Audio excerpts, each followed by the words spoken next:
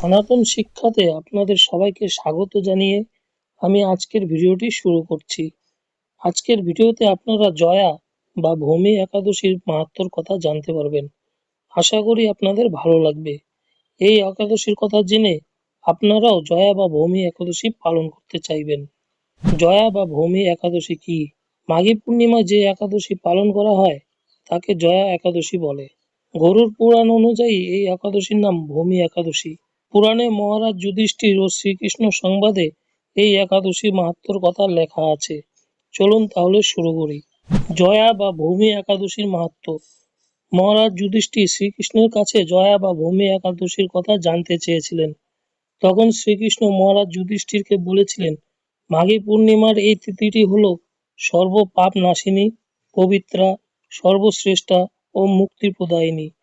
এই একাদশী ব্রত পালনের ফলে মানুষের কখনো প্রেতত্ব প্রাপ্তি হয় না। শোনো তবে জয়া বা ভৌমি একাদশীর মাহাত্ম্যর কথা।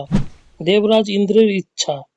এই কথাটি হলো সেই সময়ের কথা যখন স্বর্গে দেবরাজ ইন্দ্র রাজত্ব করছিলেন। তার সঙ্গে অন্যান্য দেবতারাও বেশ সুখেই ছিল। তখন দেবতারা পরিজাত পুষ্প শোভিত নন্দনকাননে অপ্সরাদের সঙ্গে বিহার করতেন। একদিন দেবরাজ ইন্দ্রের ইচ্ছায় স্বর্গে 50 কোটি অপ্সরা ও নায়ক নৃত্য করতে লাগলেন। সঙ্গে ছিল গন্ধর্বগণ। তারাও অপ্সরা ও নায়কদের নৃত্যে গান গাইতে লাগলেন। পুষ্পদত্ত, চিত্রসেন প্রভৃতি প্রধান প্রধান গন্ধর্বরাও সেই নৃত্য সভায় উপস্থিত ছিলেন। পুষ্পবন্তী ও মাল্যবান।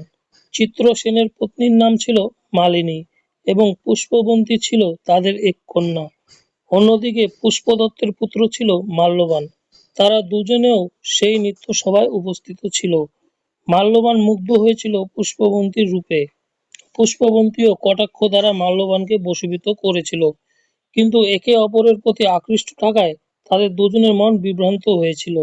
নৃত্য করার পরিবর্তে সেখানে তারা দৃষ্টিবদ্ধ অবস্থায় দাঁড়িয়েছিল। তারা দুজনেই দুজনের প্রতি কামাসক্ত হয়েছিল। ফলে সবাই নৃত্য অনুষ্ঠানে লঙ্ঘন ঘটে। দেবরাজ ইন্দ্রের অভিশাপ। এই পুরো ব্যাপারটা দেবরাজ ইন্দ্র বুঝতে পারে।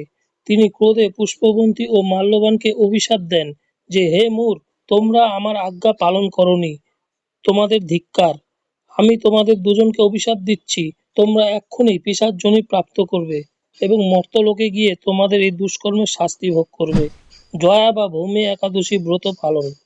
দেবরাজ ইন্দ্রের অভিশাপে পুষ্পবন্তী এবং মাল্যবান দুজনেই দুঃখিত হয়ে হিমালয় পর্বতে বিচরণ করল। পিশাচযোনি প্রাপ্ত হওয়ায় তারা খুবই দুঃখিত ছিল। তারা নিজেদের পরিচয় ভুলে গিয়ে প্রচণ্ড শীতে হিমালয় পর্বতে দিন কাটাতে লাগলো। একদিন পিশাচ পিশাচীকে বলল, আমরা নিশ্চয়ই কোনো ভীষণ পাপ করেছি, যার জন্য আমাদের এই নরক যন্ত্রণা ভোগ করতে হচ্ছে। এখন থেকে আমরা আর কোনো পাপ করব না। এই সময় ছিল জয়া বা ভৌমি একাদশী তিথি। সেই সময় তারা অশ্বত্থ বৃক্ষের নিচে অনাহারে এবং নির্জলা অবস্থায় দিন কাটালো এবং শীতের প্রকোপে অনিদ্রায় রাত্রিও অতিবাহিত করলো। জয়া বা ভৌমি একাদশী ব্রত পালনের ফল। জয়া বা ভৌমি একাদশীর দিন অনাহারে এবং রাত্রি জাগরণের ফলে তাদের ভক্তের অনুষ্ঠান সুসম্পন্ন হয়েছিল।